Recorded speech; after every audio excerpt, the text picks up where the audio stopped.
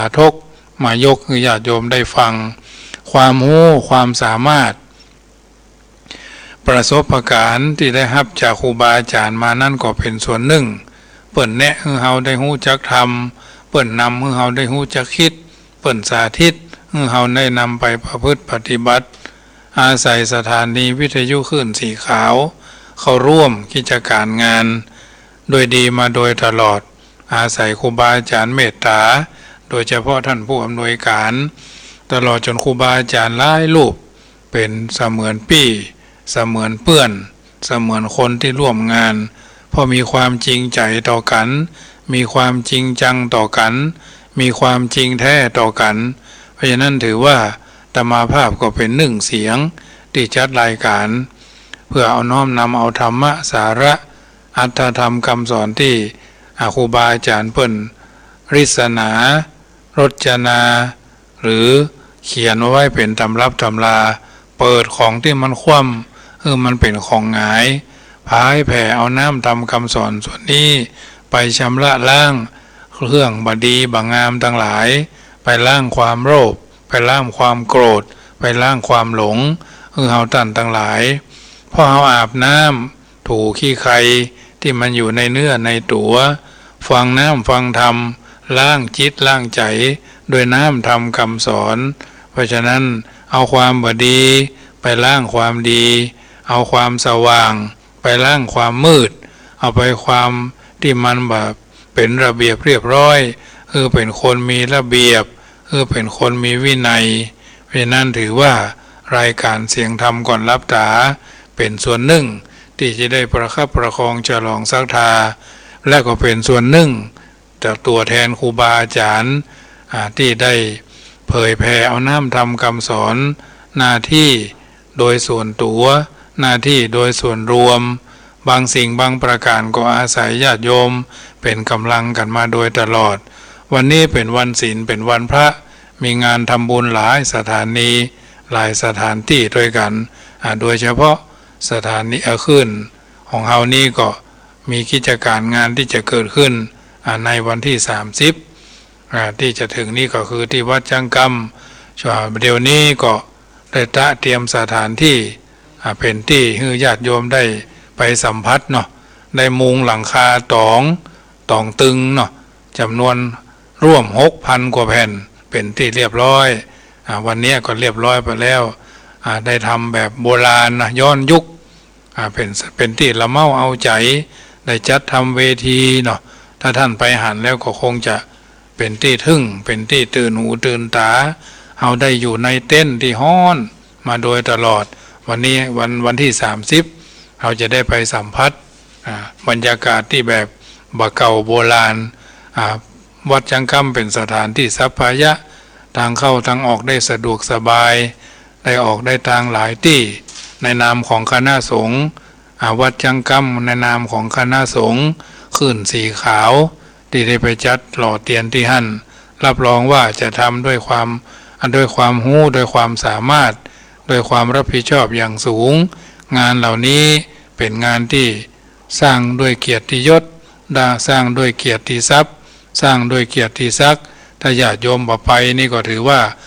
มันขาดอย่างไปอย่างหนึ่งอาตมาภาพได้ร่วมจัดกิจกรรมเหล่านี้มาเพื่อจะให้มีวันที่30วันที่30ที่หมู่เฮาจะบัลเลิกบ่เพิกบ่เฉยไปก็ต้องอาศัยคนละเล็กคนละน้อยคนละนิดคนละหน่อยแต่เจ้าพี่น้องทางสันมะเข็ดนำโดยโยมแม่พ่อบุญมาแม่แสงล่าวรรณศรีเพิ่นจะเอาขนมเค้กมาร่วมเลี้ยงในวันที่30โดยจำนวน300กว่าก้อนนี่เนาะ300กว่าก้อนก็คงจะเป็นที่พอวันที่30นั้นญาติโยมท่านใดถ้าจะทำอาหารเพลไปร่วมก็ขอยินดีด้วยความอนุโมทนาด้วยความยินดีอย่างยิ่งโต๊ะเป็นโต๊ะจีนเนาะสำหรับถวายเพลพระเจ้าพระสงฆ์ส่วนญาติโยมนี่ก็ญาติโยมท่านใดจะเอาอาหารของข้าวของหวานไปร่วมก็น้อมเอิญเจริญพรได้แจ้งเตตมาภาพได้ตั้งแต่วันพุธเป็นต้นไปเนอะอีแม่จะเอาอันนั้นไปเลี้ยงในรายการนี่เวลามันมีน้อยพยายามจะหลายเรื่องกฎกติการะบบระเบียบอย่าง ปีนี้ในนามของวัดจังกำก็รู้สึกว่าจะว่าตื่นเต้นก็ตื่นเต้นพอสมควรตั้งแต่ต้นเดือนมานี่มันใช่ว่ามันใช่ว่ากลัวงานนะญาติโยมมันสะดุ้งตื่นเจ้าเนาะตีสามไปตีสองไปอย่างแต่เจ้าในสมัยในวันศีลด้วยวันศีลวันพระตีสองกึ่งก็สะดุ้งตื่นมื่นตาไม่ใช่ว่ากลัวงานนะเพราะว่าผ่านงานมาโดยตลอดแต่เราเป็นคนมีความรับผิดชอบเนาะเป็นคนมีความรับผิดชอบจะไปไหนก็แล้วแต่จะมีงานหยังก็แล้วแต่มันมีความรู้สึกว่ามันสะดุ้งตื่นมื่นตาแต่เจ้านะมันใช่ว่าโบราณบอกว่าเก่งเจ้าคือเก่าเจ้งคือเก่งเจ้าเนาะอันนี้ก็ถือว่ามันจะได้กลัวงานมันจะได้วิตกกังวลบอกภาวาดภาวายอย่างสักอย่างมาถึงวันนี้ได้ก็อาศัยญาติโยมที่กลัวก็คือกลัวญาติโยมบอกไปนั่นแหละกลัวญาติโยมไปน้อยนั่นแหละเพราะฉะนั้นถึงแม้ไปน้อยเข้าคนละกรรมเขาก็ยังดีใจน้ำคนละคืนเขาก็ดีใจเพราะฉะนั้นขอคือไปกันหลายๆไปกันนักจะไปละกันพี่น้องทางฝั่งนี้ก็ไปช่วยทางฝั่งนู้นพี่น้องคณะสถาบันพระบาทหมู่6พี่น้องคณะสถาบันป่ามุ่นหมู่7พี่น้องคณะสถาบันบ้านบ่อหินหมู่9เนี่ยเพิ่นก็จะไปจะร่วมกันก็จะได้ขอเมตตาทางแม่บ้านเพิ่นมาช่วยกันต้อนรับครับสู้ห้องน้ำห้องน้ำห้องส้วมมีร่วมประมาณ50ห้องสถานที่จอดรถก็สัพพายะมีอุโบสถวิหารศาลาการประเรียนคือญาติโยมได้พักอาศัยวิหารก็มีพระพุทธรูปเป็นที่ไหว้ที่สักการะบูชาศาลา108แต่สถานประลัมพิธีนั่นก็อยู่ที่หน้าวัดได้ทำแล้วโดยท่านอาจารย์ท่านเคกับท่านแดงก็จะได้มาช่วยกันพี่น้องทางดงห้วยเย็นเพิ่นก็จะมาช่วยกันทางนี้ทางนั้นก็อาศัยคนละไม้คนละมือพี่น้องทางฝั่งปิงฝั่งเพจะไปช่วยดูแลดูความเรียบร้อยก็ได้นะวันที่29-30นะไปวันที่29ที่ห้องงานแล้วก็ไปพอกันในกำหนึ่งไปคือกำลังใจกันต้องการน้ำเปล่านี่นะน้ำบาดาลนี่นะน้ำเปล่าไปจะเอาองค์ทานไปเลี้ยงก็เอาไปที่มันแบบสบายนะถือว่ากินได้แต่ห้ามห่อนะกินได้แต่ห้ามห่อถือว่าคนที่ห่อนี่ต้องมีความละอายว่าเปิ่นเลี้ยงคนกันจำนวนหลายคนถ้ามีความละอายถ้ามีจิตใจสำนึกนี่เปิ่นจะมาทำความเดือดร้อนให้คนอื่นเปิ่นมากินก็กินเปิ่นมาต้านก็ต้านบางคนนี่มาบดายมามือเปล่านะเบาอย่างมาสักอย่างกินพอห่อด้วยทำนะมันเป็นเรื่องที่น่าละอายนะทำตัวหน้าตาน่าเกลียดน่ากลัวแต่ทำตัวน่าเกลียดคนอื่นเพิ่นยังมาถึงไหนเถอะตัวมาถึงกินของห่วงคนนั้นคนนี้เมื่อมาวัดใจตัวเก่าว่าเฮามีศรัทธาก็เฮามีความตั้งใจแท้ก็เฮามาเพื่อหวังบุญหวังกุศลก็มีความสบายใจก่อนนะมาแล้วมีความโลภก็อย่ามาต้องมาบอกว่าวัดใดวัดหนึ่งนะเพราะสถานที่เพิ่นเตรียมต้อนรับญาติโยมไปวัดก็คือแต่งตัวเรียบร้อยแต่งใจสะอาดแต่งวาจาไพเราะหูนะกายวาจาใจให้มันใสเหมือนน้ำเพชรที่ว่าใสนั่นแหละยังสู้น้ำใจที่บริสุทธิ์ไม่ได้เพราะฉะนั้นวันที่30วันนี้ก็วันที่25แล้ววันพุธก็วันที่26นะไปช่วยกันเป็นเจ้าภาพสิ่งละอันพละน้อยบางท่านก็ให้เป็นเจ้าภาพสังฆทานบางท่านก็ให้เป็นเจ้าภาพหลอดไฟบางท่านก็ให้เป็นเจ้าภาพหล่อเตียนที่มาได้ไปวันนั้นพี่น้องทางเวียงป่าเป้าเพิ่นก็มาร่วมทำบุญฝากไว้9 วัด3 ปึกเนาะปึกละ3ปึกละ9 วัดปึกละ3 วัด3 วัดเพิ่นก็มากันวันนี้พี่น้องทางวังมุ่นก็ไปกันจัดนักจัดหลายลำรถป่ายเนาะแรงมาเพื่อก็พากันแหนมพี่น้องทางบ้านทานะพี่น้องทางเมืองลี่เนี่ยเพิ่นก็มากันล่วงหน้าเพราะวันนั้นมันมาแน่ตะกี้ได้ยินท่านอาจารย์ทางเวียงป่าเป้าเพิ่นมาได้มาหน่วยอบรมประชาชนเพิ่นอบรมเพิ่นมีการประชุมกันอันนั้นเขาก็บอกว่ากันแต่10 รูปเนี่ย10 รูปนี่ก็น่าจะมาสักเกิ่งก็ยังดีบ่มาเห็นเลยมันคงเปลี่ยนไปบ่ได้ แต่ทุกเจ้าเพิ่นบ่มาถ้าญาติโยมก็คงจะมากันนักกันหลายพี่น้องทั้งแม่ชีละพันธ์ก็ดีพี่น้องทั้งเวียงป่าเป้าพ่อบุญธรรมนี่ก็คงจะมากันฟังเสียงสาวเสียงพ่อแต่ทั้งนี้ทั้งนั้นเราก็บละกันมีงานทั้งปุ้นทั้งเพศก็ไป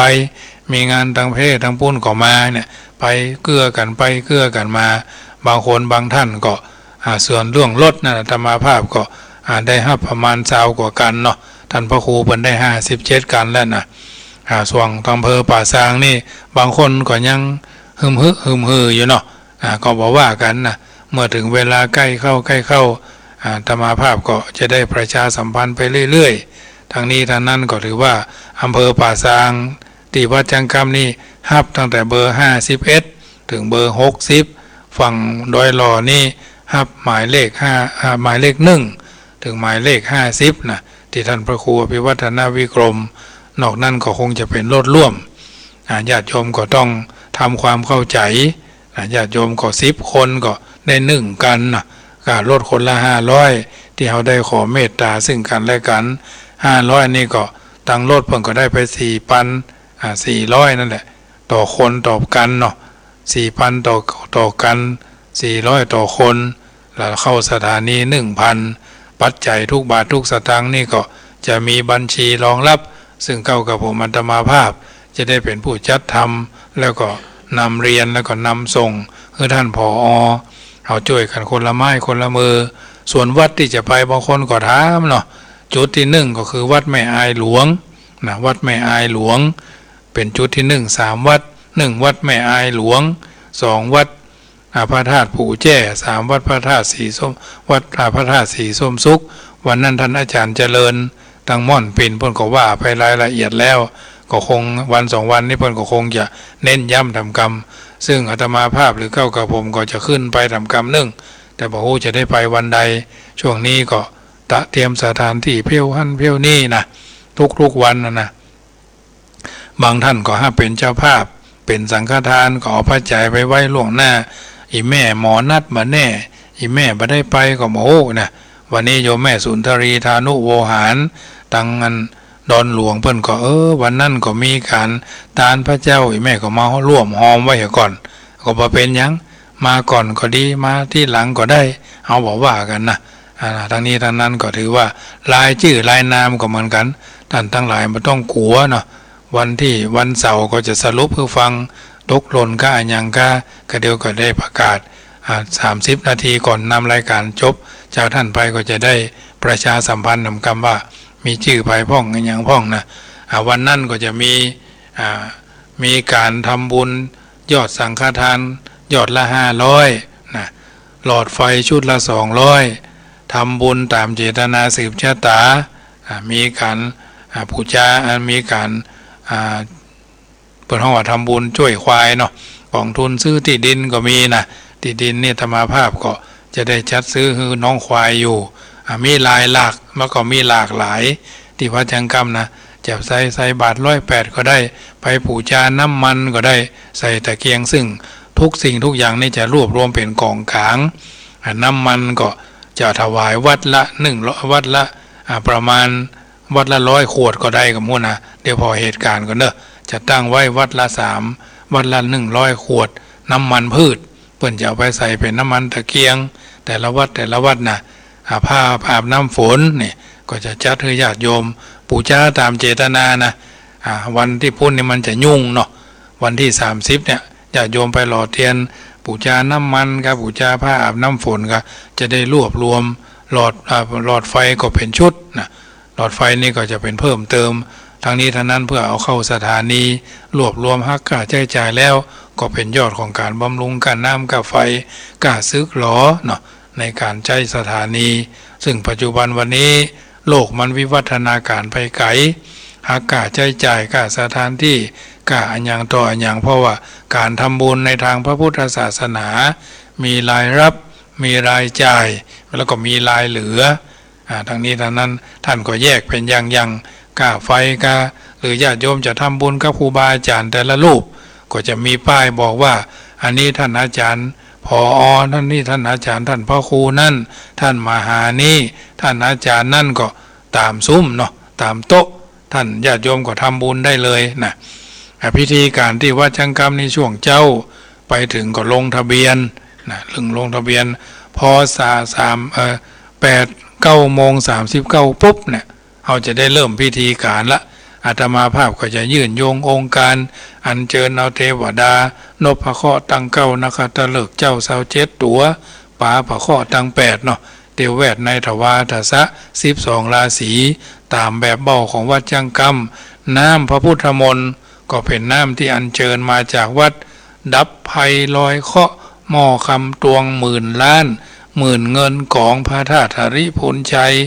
ดอยขะม้อเนี่ยวันนั้นก็ไปเอาที่วัดพระพุทธชินราชมาแถมน้อยหนึ่งนะ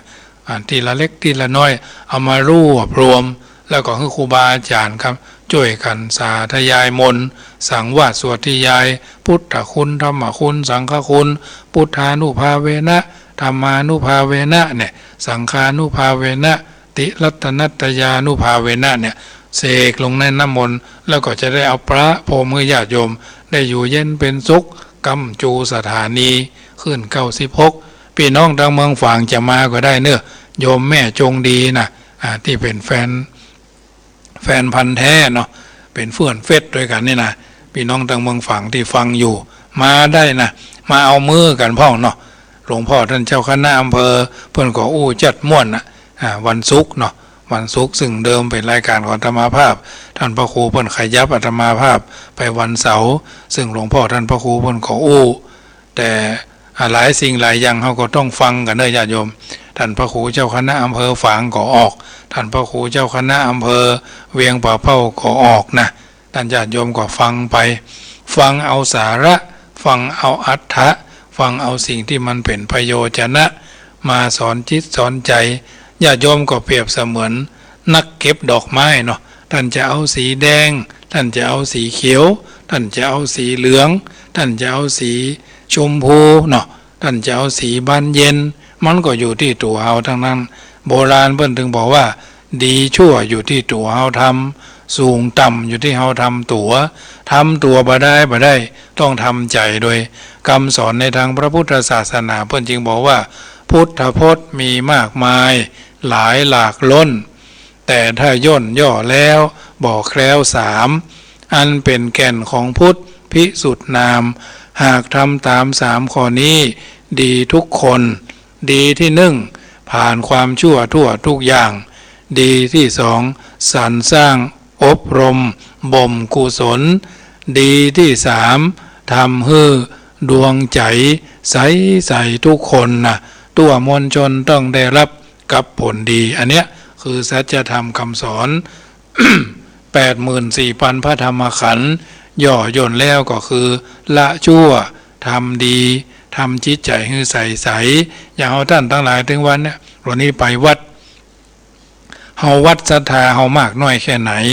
วันนี้เฮาไปวัดจิตใจเฮาเป็นจะได้พ่องเป็นตะคิดตะขวงเป็นจี้มอหันตู้เจ้าตัวนั่นเป็นจะได้พ่องจริตอัธยาศัยเหมือนเดิมก็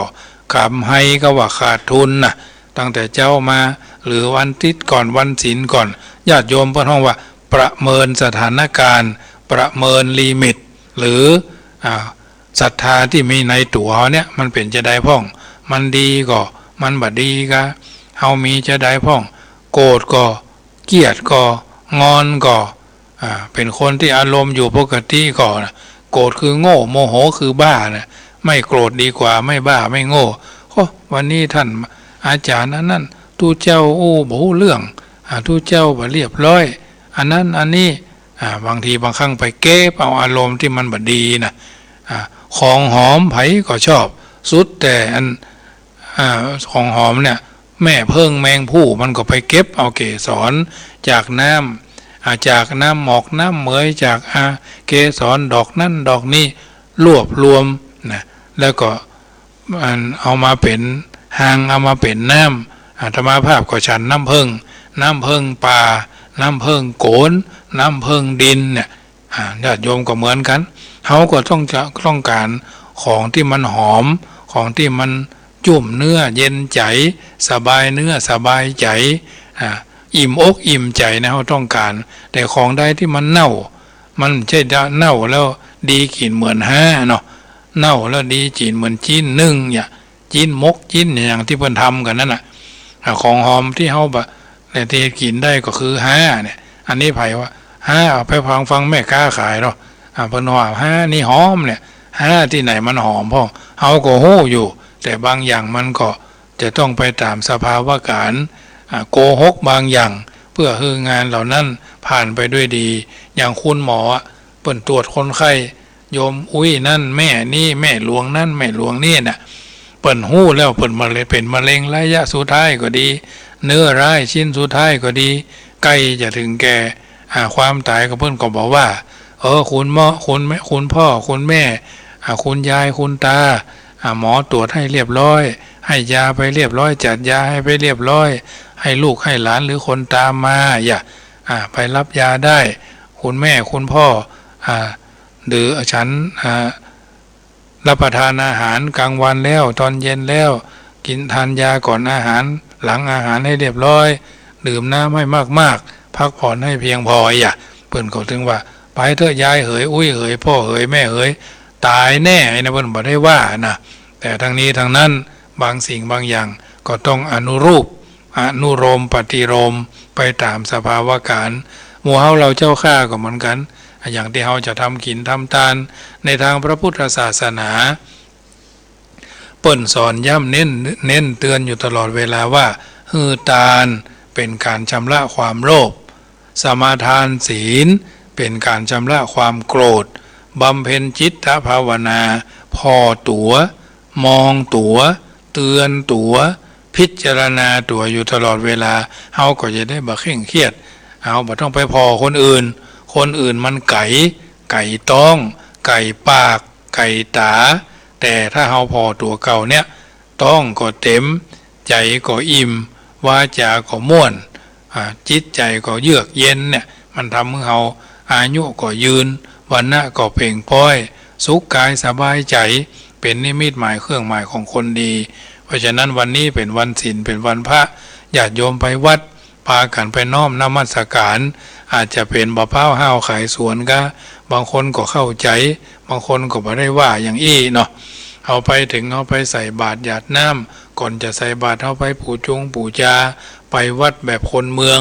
เพิ่นไปวัดอย่างใดเอาไปมาแต่หลายปีบางท่านก็ถูกต้องบางท่านก็ถูกใจบางท่านบ่ถูกต้องด้วยบ่ถูกใจด้วยนั่งตรงนั้นนั่งตรงนี้ไปก่อนได้นั่งดีไปทีหลังได้นั่งหลังอย่าบางทีก็ได้นั่งสูงบางท่านก็ได้นั่งเรียบร้อยดีบางท่านก็จิตใจกึดไหลเววนเพราะฉะนั้นเราต้องทำใจเราไปวัดแล้วเราได้อย่างจากการไปวัดไปเพิ่มก็ว่าไปลดถ้าเราไปเพิ่มแสดงว่าไปวัดได้กำไรถ้าไปวัดไปลดแสดงว่าเราพุทธตื่นดอกไม้ถือว่าเป็นการปูจาแบบอามิตรตูเจ้าเป็นอู้อย่างพ่องวันนี้ท่านมาหาอู้เรื่องอย่างพ่องท่านพระครูอู้เรื่องอย่างพ่องท่านครูบาท่านอาจารย์ท่านรักษาการแทนเจ้าอาวาสท่านปฏิบัติหน้าที่แทนเจ้าอาวาสท่านเจ้าอาวาสเนี่ยท่านรองเจ้าอาวาสท่านผู้ช่วยเจ้าอาวาสเปิ้นอู้อย่างเฮาเก็บเอาสาระมาประพฤติปฏิบัติแม้กระทั่งมาจากบ้านมาจากวัดแล้วเอาก็พากันไตรตรองพินิจวิเคราะห์อย่างวันนี้ก่อนจะรับจะนอนเอาไปวัดวันนี้เอาทำบุญหาไผ่หาพ่อกะหาแม่กะหาเจ้ากรรมนายเวรกะเพิ่นว่าทำบุญหยาดน้ำมากวงหลวงหลายจักได้สบายเกิดสุขภายหน้าเข้าตอกบานกินตาลเถิงดอกไม้บานกินตาลม่วนเนี่ยเอาต้องตีความหมายเปิ้นห้องว่าเอามาคบคิดเอามาพิจารณาว่าเปิ้นว่าทำบุญหยาดน้ำกินมากวงหลวงหลายจักได้สบายเกิดสุขภายหน้าอันเนี้ยเขาก็ต้องมองแถมคำหนึ่งว่าเขาทำบุญคนเดียวเขาก็ได้แค่มนุษย์สมบัติเขาปลาไอ้แก้วไอ้คำไอ้มีไอ้มาเขาก็ได้บริวารสมบัติเขาก็ทำบุญเปื้อนก็ทำเขาก็ได้สวรรค์สมบัติสวรรค์คือความสบายใจเขาบ่ได้สวรรค์สมบัติเขากลับกลายไปได้พระห้องว่าทุกขติวิบัติ แสดงว่าจิตใจเฮาบริสุทธิ์เฮาทำคนเดียวเฮาก็ได้สวรรค์มนุษย์สมบัติจวนเปื้อนก็ได้บริวารสมบัติจวนเปื้อนตัวเฮาก็ทำตัวได้สวรรค์สมบัติวันหน้าวันตาเฮาล้มหายตายจากหมดลมหายใจเฮาก็จะได้นิพพานสมบัตินิพพานในที่นี้ก็คือออกจากป่าป่าในที่นี้ก็คือความโลภป่าแห่งความโลภป่าแห่งความโกรธป่าแห่งความหลงสามตัวนี้เท่านั้นมันไปไกลมันไปทางหน้าแต่ทางนี้ทางนั้นเราก็ต้องทำสิ่งเหล่านี้ให้มันดี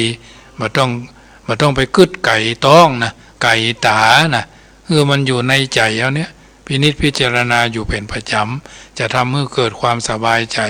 ปีติก็เกิดขึ้นสิ่งต่างๆเหล่านี้ก็ถือว่าเอาได้ทำด้วยความดี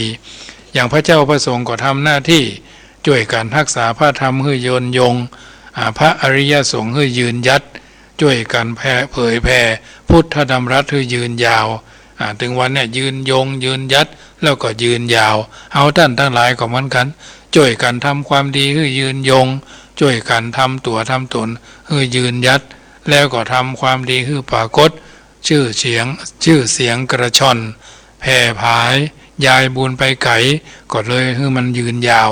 นะเพราะฉะนั้นเจ้ายืนยงเจ้ายืนยัดเจ้ายืนยาวก็อยู่ที่เฮานี่แหละมันเข้าคำทำนองที่ว่า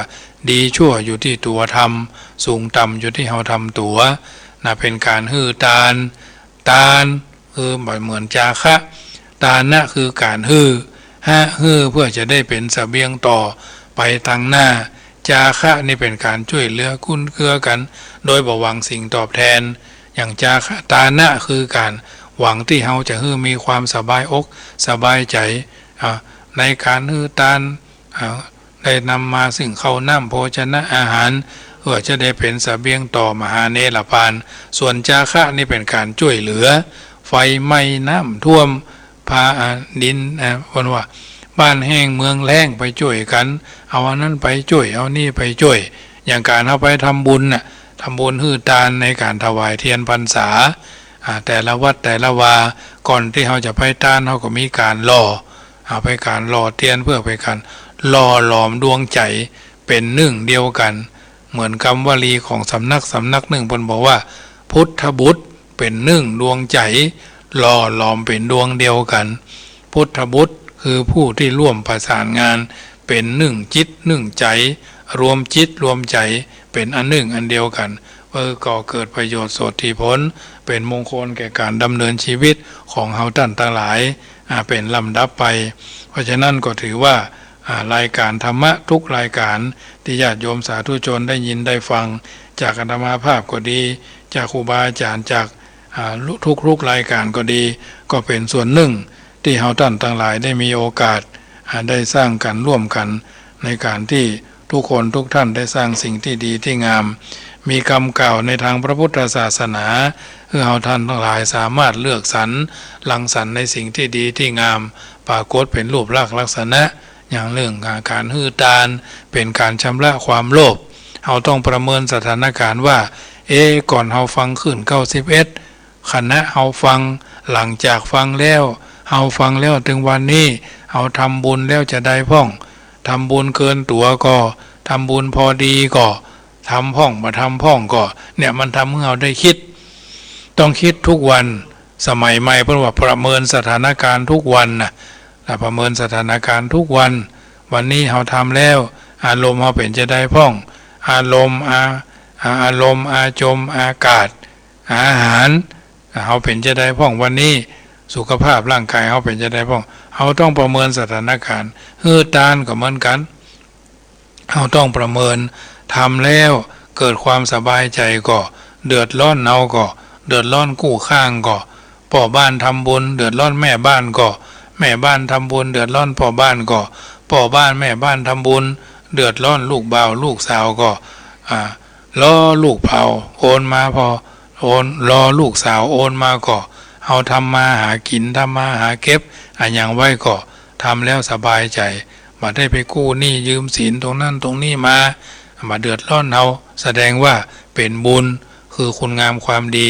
เป็นบารมีในการก่อเป็นเครื่องทำให้เรามีความเข้มแข็ง ต่อสู้อุปสรรคขวากหนามในการที่จะดำเนินชีวิตของเราท่านทั้งหลายในโอกาสต่อไป เพราะฉะนั้นก็ถือว่าทุกคนทุกท่านร่วมด้วยช่วยกันคนละไม้คนละมือคนละนิดคนละน้อยรักในการทำบุญในทางพระพุทธศาสนากิจการในทางพระพุทธศาสนาจะสำเร็จมาได้ก็ต้องมีหลักแห่งสารานิยธรรม6อย่างที่จะเกิดขึ้นวิทยุก็ดีงานหล่อเทียนก็ดีงานทำบุญถวายเทียนก็ดี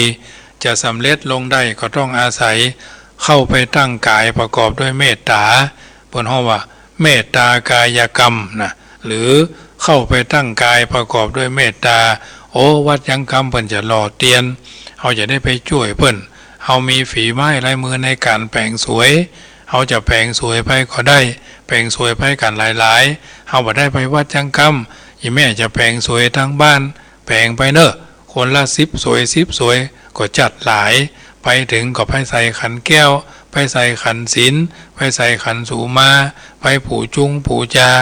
ดอกไม้มันแสดงถึงเพิ่นห้องว่าอามิสผูจาดอกไม้แม่อุ้ยพ่ออุ้ยแม่หลวงพ่อหลวงวันที่30ไปก็จะไปเอาดอกที่มันใส่ถุยสวยกระดาษเนอะเป็นสวยตองประดิษฐ์ประดอยเรียงร้อยหรือเพิ่นห้องว่าริษเพิ่นห้องว่าประดิษฐ์ประดอยเรียงร้อยจากบุพานานาพันธ์ดอกไม้เป็นการปูชาพระอริยสงฆ์สมมุติสงฆ์เนาะที่เฮาท่านทั้งหลายได้เสาะจากบ้านจากจองบางบ้านก็มีดอกกระดังงาดอกเกตตะหวาตลอดจนใบโกศลดอกดาวเรืองดอกเบญจมาศดอกกล้วยไม้หรืออาจจะเป็นอย่างอื่นเนาะที่บ้านญาติโยมทั้งหลายไปก็เอาไปใส่สวยใส่ยังหั่นกันไปเลี้ยงร้อยเฮาจะพอมีขันดอกมีขันศีลมีขันสุมาไปถึงวัดทุกคนถ้าไปแล้วโอ้ม่วนมาแมกไม้หมู่ดอกมวลบุพาชาติเรียงร้อยเป็นสวยใบตองพ่องเป็นดอกมะลิพ่องเนี่ยถ้าหากว่าเอาไปคนละ10 สวยนะปดมันจะม่วนมันจะเย็นยุ่มเนื้อเย็นใจแต่ขอเป็นสวยใบตองเนอะแปลงสวยกันวันที่28 29อย่างโยมบางคนแปลงขันใบสีเนาะก็เอาไปตั้งหน้าโต๊ะหมู่ได้เอาไปโชว์เนาะเอามีของดีของสุดแต่นักร้องเป็นยังว่าฉันมีของดีจึงต้องอวดอย่าเขาก็ไปอวดกับบางคนก็ทักใบเพิ่นห้องว่าว่านข้าวหอมเนาะใบเตยเนาะไปก็ได้เอาไปช่วยกันเอาไปใส่หน้าเวทีมีการเลาะฟ้อนศีล5นะจะเป็นที่ไหนนั่นบอกเด้อการวันนั้นนะจะมีการแสดงของสะบัดใจนี่เปิดงานมีการห้องเพลงธรรมะนะเปิดเปิ้นว่าโหมโลงเนาะโหมโลงมีการตีกองมองเซิงนะกองปูจากองสะบัดใจเนี่ยฟ้อนศีล5เพื่อเฮาบูรณาการละอ่อนตั้งฟ้อนยองนี่ฟ้อนของละอ่อนหงเฮียนจังกำเนี่ยเพราะฉะนั้นญาติโยมไปหันไปพอเตรียมแบงค์เขียวไปหลายๆเนอะแบงค์หม่นนี่มันต้องเอาไปก็ได้เอาไปแลกได้ท่านทั้งหลายมันต้องกลัวมีสตางค์มันต้องกลัวมีที่แลกสตางค์เนอะมีบริการแลกสตางค์เรียบร้อยนะญาติโยมแบงค์หม่นไปเมืองนอกนั่นนะแบงค์ม่วงไปห้างแบงค์แดงไปกาดนัดแบงค์เขียวแบงค์ฟ้าชัดเข้าวัดเข้าวาวัดใดก็เข้าหมดทำบุญขอให้ทำบุญทุกคนไม่ต้องทำบุญนักแม่ก็ทำบุญกับคนละเล็กคนละน้อยเพราะมันมีหลายอย่างใส่บาตร108ปูชาน้ำมันใส่ตะเกียงปูชาผ้าพนห่อผ้าอาบน้ำฝนปูชาหลอดไฟเป็นเจ้าภาพหรอเป็นเจ้าภาพญาติโยมไปถึงปุ๊บเนี่ยจำวันเดือนปีเกิดตัวเก่าคือดีนะวันเดือนปีเกิดไปถึงลงทะเบียนปุ๊บจะมีเจ้าหน้าที่ขอน้องๆหนูที่ห้ามเฮียนหนังสือมาจดฝ่ายพ่อจ่ายก็ไปลงทะเบียนที่ฝ่ายพ่อจ่ายฝ่ายแม่ยิงก็ไปฝ่ายลงทะเบียนที่ฝ่ายแม่ยิงลงทะเบียนปุ๊บปัจจัยนี่บ่ต้องผ่านไผทั้งนั้นเอาใส่หีบเลยโยมแม่โยมพ่อทั้งหลายฟังให้ดีเนอะฟังให้ดีโดยใส่ปัจจัยไปเจ้าหน้าที่เพิ่นก็จะเขียนชื่อเสียงเรียงนามแม่แก้วบ้านนั่นเพราะจะได้หู้จำนวนนะญาติโยมลงทะเบียนปุ๊บ ปัจจัยจะเอานั่นเอานี่เอาใส่จะรอเทียนก็เอาใส่หีบจะต้องลงหีบอย่างเดียวเหมือนหีบลงคะแนนนั่นแหละจะไป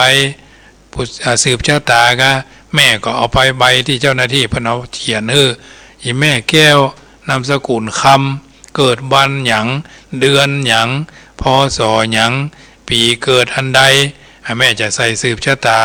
ก็แม่ก็เอาสตางค์แบงค์น้อยๆนะเนาะมัน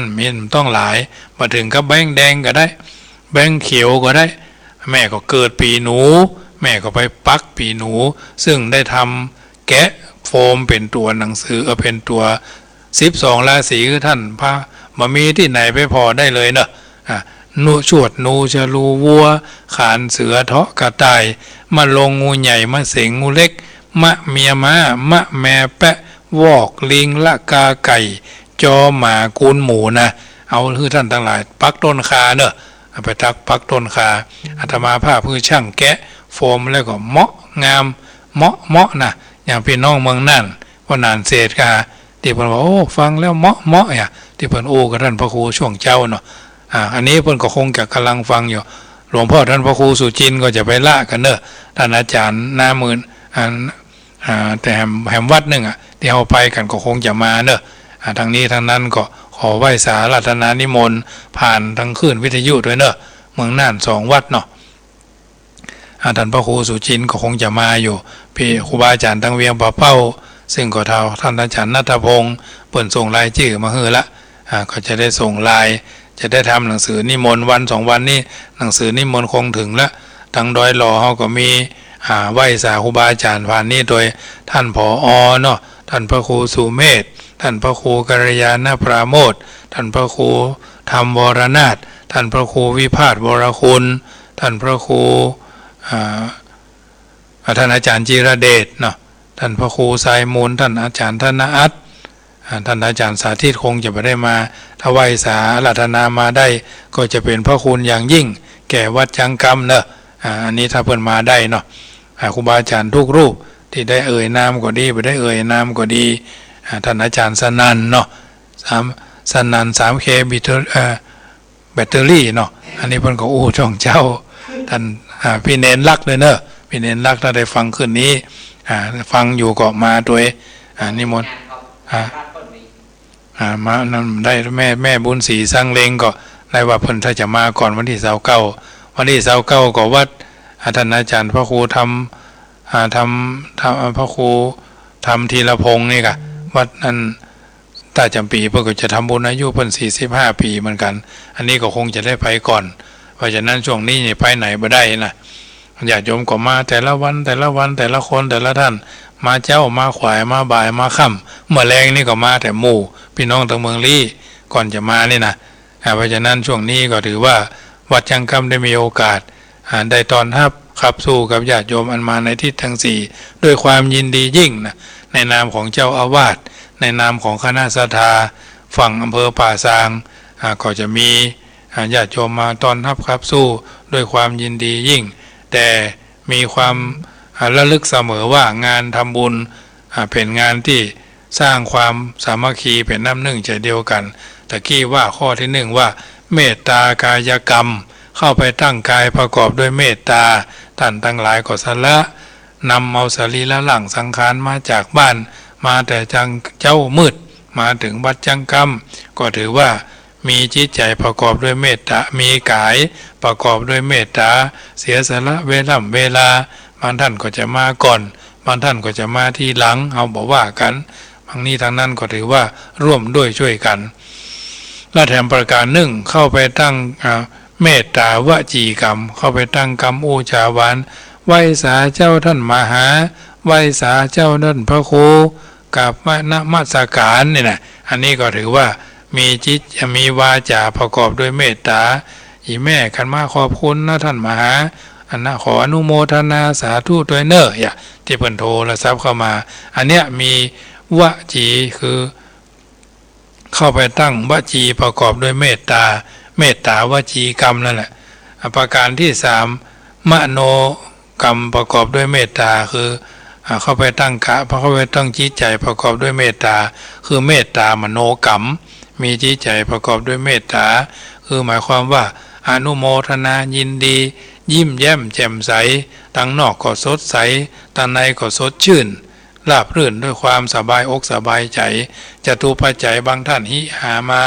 โดยน้ำพักน้ำแรงแห่งการประกอบสัมมาอาชีพที่หั่นที่นี่บางท่านก็เป็นสวอายุ60ก็ได้600 70ก็ได้700 80ก็ได้800 90ก็ได้เป็นพันขึ้นไปเรื่อยๆตามโอกาสอย่างว่าเวลาจตุปัจจัยเครื่องไตรยทานที่ท่านทั้งหลายจิตใจคิดแล้วนะถึงเอามาถวายถ้าจิตใจบ่คิดจิตใจบ่มีศรัทธาท่านก็ถึงบ่มานะท่านก็ถึงบ่ไปท่านก็ถึงบ่ร่วมนะแต่จะไปลืมก็คือสถานีทุกขึ้นทุกสถานีท่านมีพระคุณกับพระเจ้าพระสงฆ์ท่านมีพระคุณกับญาติโยม ที่ตั้งใจฟังกันบอกว่าทั้งเมืองพานและทั้งไผ่เยาทั้งเวียงป่าทั้งเจียงไฮ้เวียงป่าเป้าทั้งอำเภอจอมตองหอดอมก้อยดอยเต่าสะเมืองเมืองฝางเนาะตลอดจนทั้งเมืองน่านทั้งลำปางวังเหนือก็ดีทั้งแม่เมืองปานก็ดีเพิ่นก็ตั้งใจฟังดอยสะเก็ดก็ดีตลอดจนฟังขึ้น96ภาคที่เพิ่นออกเผยแพร่สัญญาณไปอันนี้ก็ถือว่าเป็นการที่มีจิตใจประกอบด้วยเมตตาประการที่4สาธารณโภคีแบ่งปันลาภที่ได้มาญาติโยมก็ตั้งใจเป็นเจ้าภาพยอดสังฆทาน500ก็ตั้งใจประดิษฐ์ประดอยหรือตั้งใจตกแต่งดามาจากบ้านทั้งดอกไม้ธูปเทียนทั้งปัจจัยถวายตลอดจนเข้าน้ำโภชนะอาหารที่ท่านทั้งหลายตั้งใจเอามาลาภะคือสิ่งที่อำนวยความสะดวกสิ่งที่อำนวยความสบายคือการกิจการเฮาราบรื่นเรียบร้อยและผ่าน วิกิจการจากความบ่มีคือมันมีจากความบ่ได้คือมันได้ปรากฏเป็นรูปร่างลักษณะคือเป็นกิจลักษณะเป็นสัดเป็นส่วนอันเนี้ยเฮาแบ่งปันลาภที่ได้มาเพื่อให้กิจการเหล่านี้ดำเนินไปด้วยดีด้วยความบ่ขาดด้วยความบ่ตัดด้วยความบ่เป็นกระท่อนกระแท่นเนาะคือมันเป็นเนื้อแผ่นเดียวกันเป็นเนื้อนาบุญเป็นเนื้อนาบุญพระเจ้าพระสงฆ์ก็เป็นบุญญาเขตต่างโลกัสสติเป็นเนื้อนาบุญให้ญาติโยมได้หวานได้เพาะได้รังสรรค์ได้เลือกสรรเอาพันธุ์ที่ดีไปเป็นเครื่องพินิจพิจารณาตามโอกาสและจังหวะเวลาอันนี้คือประการที่4แบ่งปันลาภที่ได้มาประการต่อมามีความหันตรงกันว่าปีนี้เอาตั้งใจที่จะไปหล่อเตียนที่วัดจังกำก็ถือว่าทุกคนทุกท่านได้มีโอกาสมีความหันตรงกันว่าวันที่30เราจะเดินทางจากบ้านตั้งแต่เจ้าบางท่านก็อยู่ไกลบางท่านก็อยู่ขนาดกลางบ่ใกล้บ่ไกลบางท่านก็อยู่ใกล้นะไปกันแต่เจ้าไปช่วยกันต้อนรับครับสู้บ้านเปิ่นบ้านเฮาขึ้นสีขาวถือว่าเฮาเป็นเจ้าภาพร่วมกันคนละหันคนละเล็กคนละน้อยคนละนิดคนละหน่อย จะทำให้ขึ้นเฮานั้นผ่านวิกฤตการณ์เหล่านี้ไปด้วยดีอันนี้ถือว่าแบ่งมีความหันตรงกันและที่สำคัญคือมีศีลสามัญญาตามีศีลเสมอกันนะโยมพ่อโยมแม่ที่เป็นคนมีมนุษยธรรมมีสัจธรรมความจริงอยู่ในใจก็มีศีล5เสมอกันญาติโยมที่เป็นพ่ออุ้ยแม่อุ้ยอายุนักอายุหลายอายุมากด้วยประสบการณ์และก็สิ่งละอันพละน้อยก็ถือว่ามีศีล8ศีลอุโบสถศีลเสมอกันก็ไปตลอดจนน้องเนนลูกเนนสามเณรทั้งเนนที่อยู่แล้วก็เนนที่จะไปก็ถือว่ามีศีลเสมอกันในส่วนของศีล10ตุเจ้าพระเจ้าพระสงฆ์ครูบาสังฆมหาเถระมัชฌิมเถระอนุเถระนวกะก็นี่มีศีล227ก็ตั้งใจไปกันเพราะฉะนั้นหลักแห่งศาลานิยธรรม6ที่ญาติโยมสาธุชนพากันที่จะไปร่วมกิจการงานทั้งวันที่30มิถุนายนที่จะถึงคือหล่อเตียนทั้งวันที่21กรกฎาคมที่จะถึงเราจะไปร่วมกันถวายเตียน จุดที่1ที่อำเภอแม่อายที่วัดแม่อายหลวงวัดแม่อายวัดพระธาตุสีส้มสุขแล้วก็วัดพระธาตุปู่แจ้กินข้าวงายอำเภอแม่อายซึ่งก็เป็นจุดที่1จุดที่2จะไปกินข้าวตอนที่วัดพระบาทอุดมซึ่งก็จะได้ไปกราบเรียนหลวงพ่อทำกรรมที่วัดพระบาทอุดมในนามของวัดพระธาตุม่อนพินวัดน้ำบ่อสาวาแล้วก็วัดสลีบุญเรืองหรือวัดสลีบุญเฮืองเนาะที่มีโรงเรียนปริยัติธรรมวัดนี้อดีตเป็นเจ้าคณะอำเภอฝางพระครูธรรมทินเนาะเป็นโรงเรียนปริยัติสามัญมีด็อกเตอร์ท่านพระครูศรีสิทธิวิมลด็อกเตอร์เป็นเจ้าอาวาสเป็นผู้อำนวยเป็นผู้รับอนุญาตเราเป็นเจ้าวาดวัดสลีบุญเรืองโดยแล้วก็วัดสันต้นเปาเนาะสันต้นเปาซึ่งก็เป็นวัดในเครือข่ายของท่านพระครูธรรมวรนาถเพิ่นก็จะได้ไปร่วมกันซึ่งทั้งนี้ทั้งนั้นใกล้เวลาจะได้ไปกราบเรียนว่าวัดแม่อายเพิ่นเลี้ยงอย่างช่วงเจ้าเป็นข้าวงายไปถึงก็ได้กินนะและจุดที่2อำเภอฝางก็จะได้มีการเลี้ยงข้าวตอนหมู่เฮาเหล่าเจ้าข้าแล้วก็จุดที่3วัดป่าไม้แดงก็จะได้มีการเลี้ยงข้าวเย็นแบบห่อกินในรถนะครับมีเวลาที่จะมานั่งกินเป็นขี้จารสนะเพราะฉะนั้นถือว่า3จุดเนี่ยเพิ่นต้องเลี้ยงข้าวเฮาจุดที่1แม่อายเข้างายจุดที่2เมืองฝางเข้าตอนจุดที่3วัดจุดที่2วัดพระธาตุวัดวัดสลีบุญจุดที่2เนาะวัดที่2วัดพระบาทอุดมน้ำบ่อสาวาวัดสลีบุญเรืองแล้วก็วัดสันต้นเปาวัดจุดที่3คือวัดป่าไม้แดงวัดหลวงพ่อเจ้าคณะอำเภอวัดพงธรรมวัดรองเจ้าคณะอำเภอแล้วก็แหมวัด1ซึ่งก็จะได้ไปกราบเรียนหลวงพ่อเจ้าคณะอำเภอชัยประการทำคำ1ว่าวัดหยังเพิ่นก็ยังไม่ได้แจ้งมาเตื้อเนาะแต่จุดแล้ว3วัดจุดที่อำเภอชัยประการนี่ก็3วัดเช่นเดียวกันเพราะฉะนั้นญาติโยมก็เตรียมไป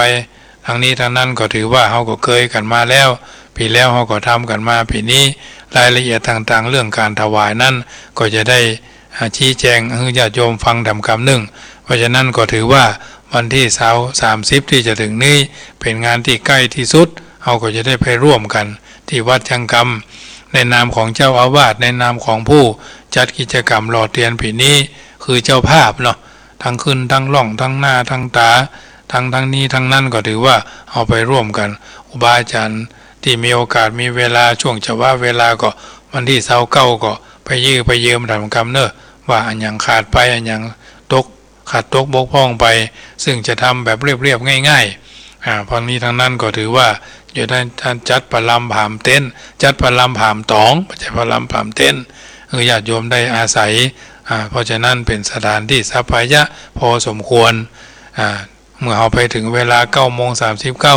เราก็จะได้มีการบูชาไฟไหว้พระยืนโยงองค์การอย่างเรียบร้อยจะมีพระเจ้าพระสงฆ์เจริญพุทธมนต์ญาติโยมก็สวดมนต์โดยกันโดยเรียบร้อยแล้วก็ไปฉันเพลพระเจ้าพระสงฆ์ก็ฉันเพลญาติโยมก็รับประทานอาหารกลางวันเรียบร้อยเที่ยงเกิงเราจะได้มาเริ่มพิธีเจริญพุทธมนต์พร้อมกันสวดมนต์สรรเสริญคุณของพระพุทธเจ้าพระธรรมพระสงฆ์แล้วก็จะได้เริ่มเทียนด้วยกันเป็นกิจลักษณะอุบาสังฆะเรียบร้อยต่อไปก็เป็นญาติโยมถึงใจถึงยิงร่วมกันพระเจ้าพระสงฆ์ก็จะเจริญชัยมงคลคาถารอให้เรียบร้อยแล้วถึงจะถวายวัตถุทายทานปัจจัยจตุปัจจัยทายทานแก่พระเจ้าพระสงฆ์ทั้งนี้ทั้งนั้นอย่างจ้าก็บ่าย2อย่างโวยก็บ่าย2อย่างจ้าก็บ่าย3ก็คงจะเรียบร้อยเพราะว่าทั้งนี้ทั้งนั้นก็ถือว่าเป็นกิจกรรมที่จะเกิดขึ้นพิธีการอย่างต่างๆนั้นก็จะได้เรียนให้ท่านผอ.หุ้มคำแต่รายละเอียดต่างๆนั้นเมื่อคืนวันที่วันเสาร์ที่29อาตมาภาพกับผมก็จะได้รายงานหรือแจ้งให้ญาติโยมได้ยินได้ฟังดำคำเอาละญาติโยมสาธุชนท่านผู้ฟังทั้งหลายได้ยินได้ฟังอาตมาภาพได้สาธยายได้สาธุน้ำธรรมคำสอนสิ่งละอันพละน้อยมาก็คิดว่าญาติโยมได้ฟังรายละเอียดต่างๆแล้วมีโอกาสก็ จะได้ประกาศอนุโมทนาสิ่งต่างๆก่อนที่จะโทรเข้ามานั้นฟังโทรเข้ามาเนอะจะได้ประกาศเรื่องสังฆทานนำคำเนอะว่ารายชื่อรายนามมีไผ่พ้องเนาะมีแม่อ้วนกิติลังกา5 ล้อ1 สังเนาะแม่จันเรือนใส1 สังแม่เดือนเพ็ญทิมบาง1 สังห่อมบอกบ้านเนาะแม่สายทองธัญแก้ว1 สังแม่ไข่แก้วบวกกับ2 สังแม่ปราณีสุธิน่านเวียงหนองล่อง1 สังลุนโยมลุ่งละพินท่าบ่อโอ1 สังแม่จันชัย1 สัง1 ยอด1,000 บาทพ่อบุญธรรมแม่รัตนาสังคำฟันโป่งหนอง1 สังแม่บุญปั่นซบเทีย1 สังแม่คำแม่คำแปงปทุมทาสันหิน1 สังแม่เปงใจคำสันหิน1 สังพ่อศีลาแม่บุญศรีสังเลงต้นเพิง1 สังแม่วิทิพมีใจสันบะเค็ด1 สังแม่วันดีปาทายะ1 สังแม่ทนจำปาวัน1 สังทัดนั้นมาก็หมายมีแม่ฟองคำลายต้าดี1 สังแม่ทองเรือนปัญญาเวียงหนองล่อง1 สังเจสมบูรณ์อิสรางกูลสันหิน1 สังพ่อสมบูรณ์แม่กันตีคุณนพดลตะมา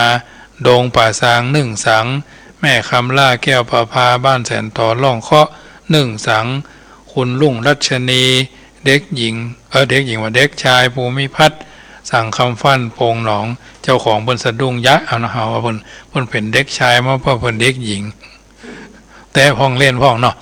พ่อสีทูลแม่มาลีจันดงต้นเพิ่ง1 สังแม่เพนท่าช้างพร้อมครอบครัว1 สังแม่ปราณีท่าตุ้ม1 สังหงทานกระเพาะป๋า2 หม้อเราเพิ่นจะเอาไปวันนั้นแม่จันปังยิ้ว1 สังแม่อุยลาวงสายะดงหาดนาค1 สังแม่โบคำกุนามาหนองสูนหนองเจริญ1 สังพ่อบุญมาแม่แสงล่าวรรณศรี1 สังที่ดิน500 บาทหนองห้องน้ำ500 บาทพ่อเย็นวิชาเถิน1 สังคุณจันทาทรตันปากทางท่าลี่ห้วยทราย1 สังแม่สมบูรณ์ที่ดอนแก้ว1 สังแม่บัวเงินชุ่มใจ1 สังพ่อนานไวแม่สุมาลีกัญญาน้ำเพอพระ1 สังแม่สุนทรีธานุโวหารดอนหลวง1 สังพองศรีพงปัญญา1 สังพัชรพรวรชัยหนองสลิง1 สังแม่จันดีสารคมแม่น้อยสาค่าสม400เนาะโยมแม่จีรพันธ์โมพ่อ1 สัง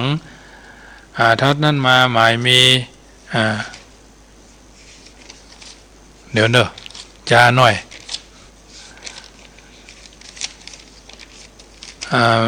ดาบตำรวจสมเกียรติคุณลุงณภาติบวง1 สังแม่คำดิบแก้วพรมทะ1 ยอดหรือ1 สังนะแม่คำดิบเป็น500คุณจิราภาขุนพิพักษ์ขุนทิพลักษ์เนาะอันนี้ที่ดินทัดนั้นมาหมายมีน้ำเพชรทรเทพหลังม่อน1 สังแม่บัวผินใจวงแก้วปากทางสามัคคี1 สัง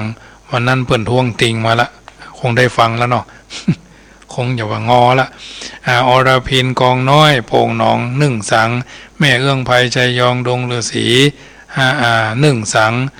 คุณศรีไวยพันธช้างนี่ก็1 สังหลอดเทียน200ที่ดิน200หลอดไฟ100เนาะวรพันธ์เด็กชายเด็กหญิงชุติมนเนาะไปเร็วหนองผ้าขาว1 สังแม่อันนี้ว่าไปแล้วแม่บรรเทาธรรมอากาศทาศพเมย2 สัง 1,000 บาทเนาะท่านอาจารย์บุญชัยธรรมยาโนวัดบุญรอดธรรมาราม1,000อันนี้บน2 สัง2 สังเนาะอันนี้ก็แม่อันนี้ได้ประกาศอนุโมทนาไปแล้วเนาะทัดนั้นมาหมายมีแม่ขมูลหั่งต่ำอันนี้ก็หลอดที่ดิน200 บาทคุณ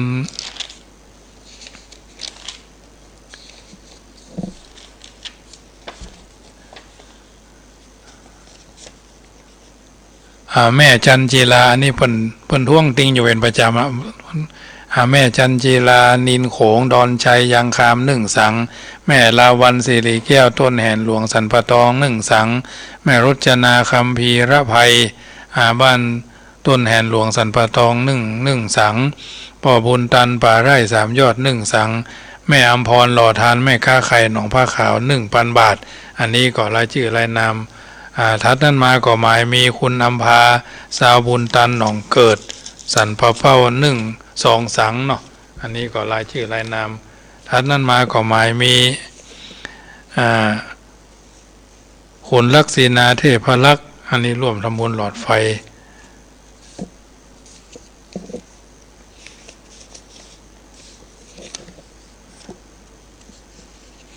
เพราะฉะนั้นถือว่าญาติโยมสาธุชนได้แจ้งความประสงค์จำนงหมายมาที่ตั้งรายการอาตมาภาพก็ได้ประกาศอนุโมทนาไปเป็นระยะก็เดียวถ้าไถ่ตกหล่นก็ท่วงติงมาเนอะซึ่งในไลน์ก็มีในเฟซก็มีซึ่งก็ได้บันทึกไว้เป็นกิจลักษณะอยู่เนาะแม่ครูบัวผินล้อมสีเนาะแสงสว่างอันนี้2 สัง 1,000 บาทแม่แสงล่ารัชนีกรการแสงสว่าง1 สังแม่บัวจันทร์ชัยไร่แห่งแสงสว่าง1 สังแม่สายทองใจปวนเนาะแสงสว่าง1 สังอันนี้ก็ได้รับไว้เป็นที่เรียบร้อยส่วนรายชื่อรายนามที่จะรอเตียนนั่นจะเป็นรายย่อยเนาะก็จะได้ประกาศอนุโมทนาเป็นลำดับไปซึ่งวันที่ท่านญาติโยมสาธุชนที่มาที่วัดก็จะได้ยินได้ฟังรายชื่อรายนามของท่านเต็มคำเนอะมันต้องกลัวว่าตกหล่นเนาะทางนี้ท่านนั้นซึ่งจัดรายการวิทยุนั่นมันก็ต้องใช้เวลาส่วนรายการอื่นนั่นญาติโยมสาธุชนร่วมทำบุญกันมาเจ้าของโรงทานเนาะบ้านสันมะเข็ดเนาะโรงทานขนมเค้ก300 ก้อนนี่แม่เรือนมูลอยู่สบายแม่อุ้ยทิพย์มีใจแม่ศิริการมูลศักดิ์ดำรงเนาะแม่นางละไมยารังสีนางอนงอุดเจริญอันนี้เพิ่นจะเอามาวันที่30โรงทานขนมเค้ก300 ก้อนนอกนั้นก็มีคนแจ้งมาเป็นระยะซึ่งรายชื่อรายนามนี่มีเต็มโต๊ะนี่ญาติโยมซึ่งก็จะได้ประกาศวันนั้นนี่รายชื่อรายนามญาติโยมก็จะได้ประกาศเป็นระยะนั้นส่วนรายการลดเนาะรายการลดนั้นทางนี้ทางนั้นก็วันเสาร์จะได้สรุปเพื่อท่านสาธุชนได้ฟังเพราะว่าวันนี้ฟังรีบมาที่นี่ซึ่งวันตอนเจ้าวันพุธนี้ก็อาจจะไลน์ให้ท่านพระครูผอ.ได้หู้หำคำหรืออาจจะไลน์ให้ท่านอาจารย์สนั่นหำคำ1เพราะฉะนั้นรายการทางวิทยุนี้ญาติโยมก็คงจะได้เข้าใจกันเอาละเปิดโอกาสที่โทรเข้ามาได้แล้วเนอะเดี๋ยวนี้นะเปิดโอกาสที่โทรเข้ามาได้0861875325อยู่จุดไหนมุ่งใดโทรเข้ามาได้เนอะเบอร์อาตมาภาพ0861875325ถ้าโทรเข้ามาก็โทรเข้ามาได้เปิดโอกาสที่โทรเวลามีบัตรหลายเนอะอยู่ชุดไหนมุ่งใดถ้ายังบัตรรับเลยบัตรรับมาเลยกันเตือนนะเลยจะโทรเข้ามาโทรเข้ามาเบอร์อาตมาแน่นอนดีเนาะ0861875325อยู่ชุดไหนมุ่งใดจื่อตกหล่นไปกาอันยังไปกาหรืออาจจะไปกินไปกันเจริญปอนแม่ปราณีประจำได้ฟังชัดเจนดีเนาะวันนั้นจะนั่งฟังอยู่บ้านนี่เด้ออะไรวันที่ว่าจะเปิดอันนั้นจากวันที่30นะจีว่าจะไปเปิดอันนั้นอยากจะก็ไปถ่ายทอดนะ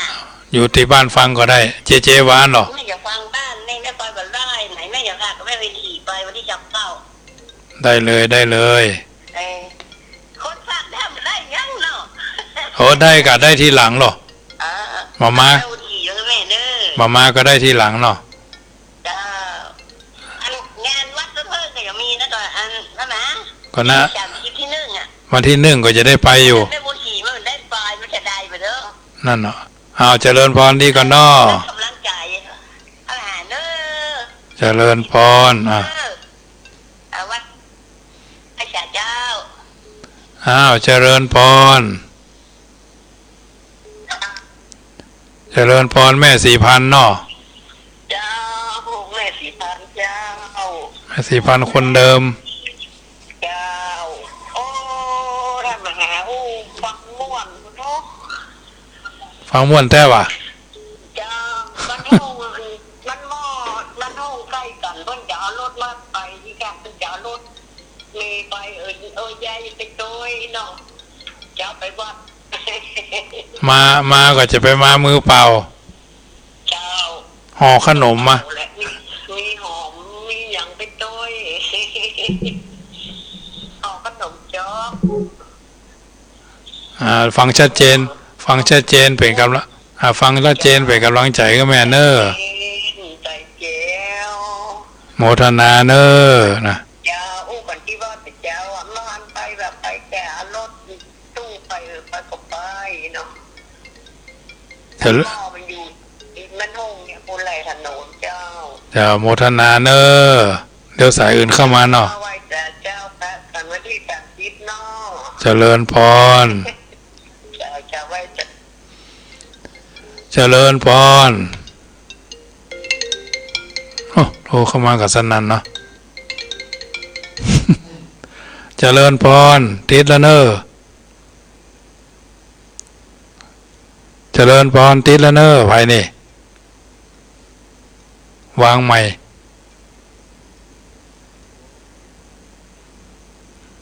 เจริญพร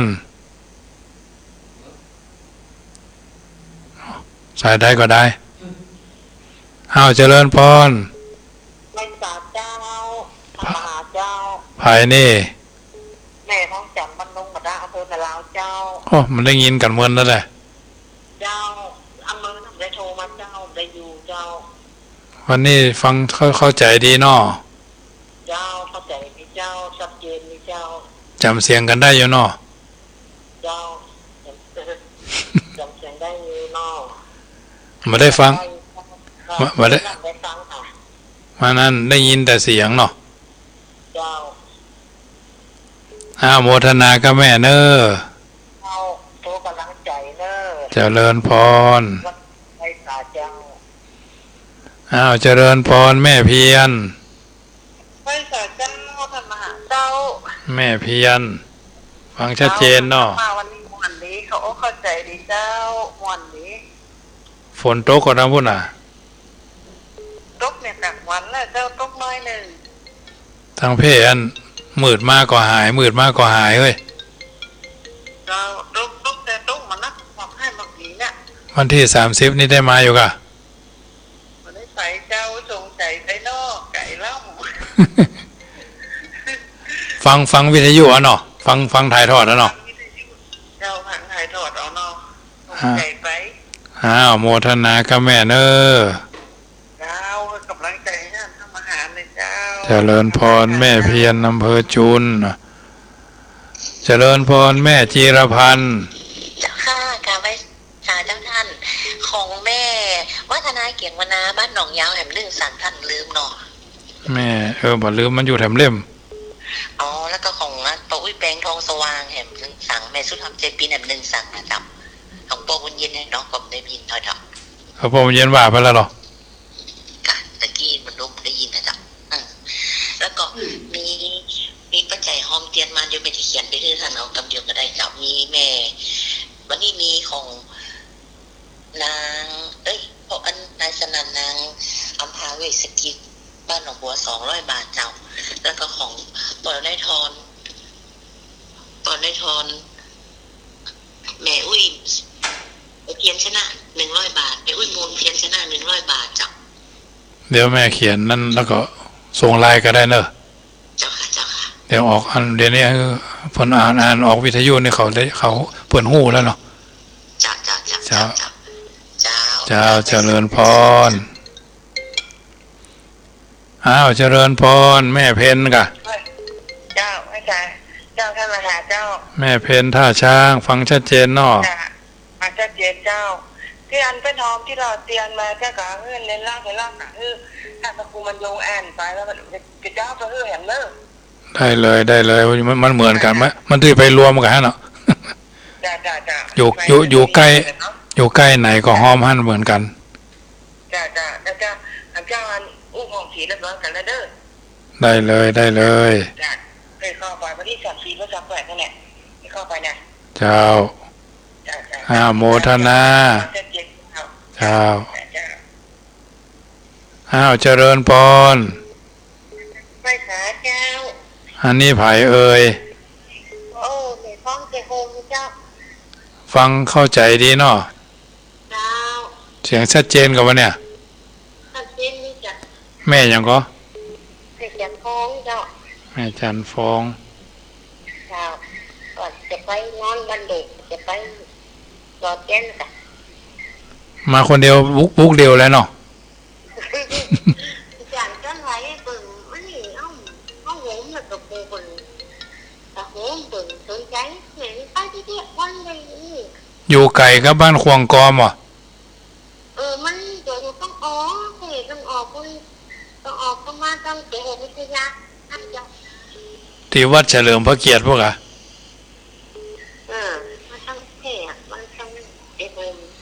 ใหญ่โฮมวัดเฉลิมพระเกียรติเนี่ยไก่กันก็ที่วัดบนดอยที่พี่เจ้าพ่อกันนะยาวต้องออกมาโอ้โหอันนี้ก็พาเปลี่ยนไปอันนี้วัดยังกว้างอันแม่มานอนบ้านลูกที่ไหนก็บ้านอันนี้บ้านยังหนาคนหนึ่งประมาณที่เหลืองเจ้ามันเหมืองง่ายกะเจ้าหิมเมืองเจ้าบ้านที่เหลืองคนหนึ่งคนเก่าที่เหลืองคนล่าอยู่เรียงง่ายบักไก่แล้วบักไก่จะวัดธรรมะซะแล้วเจ้าโมทนากับแม่เนอเดี๋ยววันที่30ปากันนอเจริญพรแม่บุญปั่นศพเตี้ยเจริญพรได้ยินชัดเจนนอแม่บุญปั่นจ้ะมันยังบัตกอะมันตกเจ้าเลยจ้ะวานรายชื่อรายนามบัตกเนาะบัตกจ้ะฝนตกนี่ตกแต่เจ้าทางเพศตกเนาะมืดหายแม่เอ้ยตก2เทื่อประมาณนี้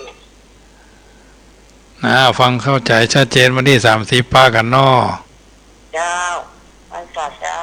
เจริญพรแม่บุญปั่นเนาะเจริญพรวางโทรศัพท์กันเนอะแม่บุญปั่นเจริญพรติดแล้วเนอะ0532เจริญพรแม่อย่างนี้แม่ขันคำเจ้าแม่ขันคำวันนี้ได้ฟังเนาะฟังเจ้าวันที่30ได้มาก่อนั่นเนาะก็คนเขาอยู่มีนะไปกันนั่นอ่ะทันผู้เรื่องว่า2กับเก้าแล้วไปหันเนาะโอ้วันนี้เย็นนะไปนั่งย้อนวันค่ำวันนี้นะเบิด1คน1มาไม่ถามคนกันเบิด1คน1มาเบิด1คน1มาโอ้ไผ่คอมเคยหันหรอใครหันรับจำกัดนี่นะใครหันขนาดกว้าง13ยาว35กันเนี่ย6 ปันแผ่นนะแม่มีที่ไหนอะเสียงตองเป็น5-6 พันพันเวียนอ่ะโมทนาแม่ขันคำเนอเจ้าไปสั่งเจ้าเดี๋ยวยังไม่แน่เป็นเจ้าเจริญพรแม่นำชื่อตกกะมาท่วงติงได้แม่จะขับรถไฟให้ลูกบ่าวกับหลานนะเจ้าลูกบ่าวนี่คือนายอภิรักษ์นะเจ้านายอภิรักษ์สุริวงศ์เป็นชุดแล้วก็เด็กชายแล้วก็นายอยู่กระจักนายใหญ่ละนายเข็มมะลินสุริวงศ์มัน เขมรินทร์สุริวงศ์คนละชุด จ้า เนาะ ชุดจ้าท่านแล้วก็เงินที่หลอดไฟนี่แม่น้ำคงเอาไปนั่นถวายท่านที่วัดการเตียนพวกเราเจ้า ได้วัน จ้าวัดหลอนนี่แม่น้ำมีความจะเป็นมาได้ไปค่ะ เป็นอย่างเอาไปตานเตียนกันเลย เจ้าเสียดายอะอนุโมทนาด้วยค่ะ เดี๋ยวจะเอาไว้เล่าให้ฟังเนาะ จ้าจ้า โมทนาแม่นำเด้อ จ้าจ้าจ้าไปสาเจ้า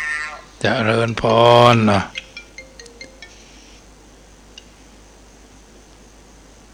อ้าวโทรมาใหม่เนี่ยมันซับเหมือนกันหายไปเลยอะแม่อวนมาแล้ว จ้าไล่ตาจ้า ได้เป็นตื่นแล้วก็ ไม่ได้ตื่นเต้นอย่างแก้ลำไยแล้วมาเดี๋ยวนี้ เนาะอาศัยฟังล่างมือกดหาได้ เจ้า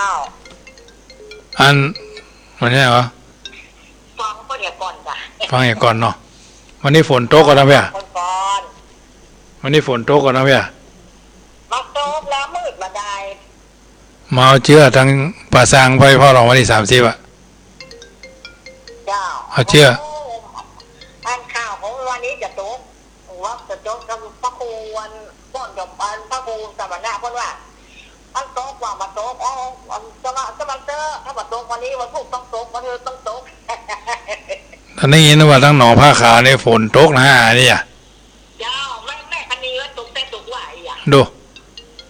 เดี๋ยวจะข้ามนี่ไปได้ไม่ได้คนน่ะกลัวน้ำท่วมวะ เจ้า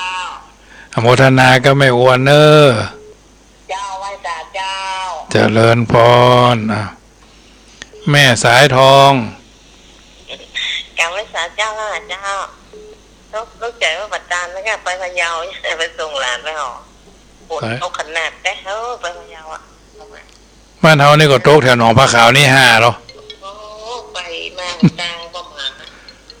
อันมาถึงกับเจ้าแล้วก็ เจ้ามาถึง7 โมงเนี่ยเมื่อก่อนน่าจะไม่ต้อยก็เอิ้นมาว่ะให้เสือทองกลับมากล้วยเป็นเนิ่งไว้ซ่อมเดี๋ยวนี้ขิงก็ซื้อมาแล้วมันกล้วยมันแรงเหมือนน้องมันสุกกันเนาะนั่นน่าว่าจะแต่งในเน่งก็โอ้ไปซ่อมมากล้วยได้ก็ อันนี้ก็ได้เหรอยำม่วงก็ได้เหรอ ต้องยำม่วงกับผัดหมี่นั่นน่ะแต่ไม่อยากนี่ เอาที่เฮามีในบ้านเนาะสบายมันง่ายดีจริงมันจะเพื่อนนั้นรถคิวเป็นนี่ทำหารถไปสั่งมันโตนไปอีกอ่ะ นึกว่าเหมารถกันมา อันนั้นก็ฝ่ายจนหรือเปล่าไปหมดนะทำไปกับไปคนเดียวจ้ะ เจ้าโมทนาแม่เนอ นั่นนะเจ้าอันแล้วก็ซองนะหามาไว้ที่บ้านปัดวันนั้นบริการนี่2 ซองก็เอาไปวันที่30ก็ได้เนาะ เอามาวันที่30ก็ได้ จ้า อ้าว เย็นดีจ้า โมทนา เข้าใจดีจ้าจำไว้จ้ะ เจริญพร ไปสาจ้า แม่สายทองบ้าน แม่สายทองบ้านปางเนาะ ทางตัดเกณฑ์เจ้า แม่สายทองเนาะ แม่แสงทองเจ้า แสงทอง แสงทองเจ้า แสงทองบ้านปางคนเดิม เสียงตึงบ่เหมือนไปเสียงป้อยเหมือนเดิม เจ้า ฟังชัดเจนดีเนาะ หัดเกณฑ์นี้เจ้าอันทุกคืนน่ะไม่ได้ตัวเดียวนะเจ้าเนาะ วันนี้ตุนเดียว เจ้า อันฝนตกก็เนาะ เข้าใจดีเนาะโบกตกเจ้าโตแดดตรงนั้นก็มืดตรงนั้นแล้วตกตั้งไหนเลี้ยงมันเจ้าตกตั้งยังตั้งกว้านมันเจ้า ได้ยินว่าน่ะคนประเภทไปส่งลูกหลานเข้าหอนะ เจ้าตกตั้งกว้านตั้งยังมันนักขนาดนั้นตั้งมันต่างกันเราคนใจบัดตกเลยเจ้าอันเถอะเราคนใจบัดตกเลย อ้าว นะเจ้า เจ้าโมทนาก็แม่เนออ่ะ เจ้าเขากำลังใจนะเจ้า เจริญพร เจ้า